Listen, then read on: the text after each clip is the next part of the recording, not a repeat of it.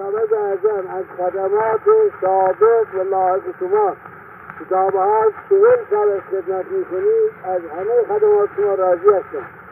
به خصوص از خدمات این 4 ساله که در صدارت خودتان میکنید و انشاءالله عوض اینها را همه را به شما مرحمت خواهی فرمود و شما هم ابدا ذره‌ای در خدمات خودتان انشاءالله قصور نخواهید کرد و مرحمت ما را به اعلی درجه نسبت به خودتان بدانید.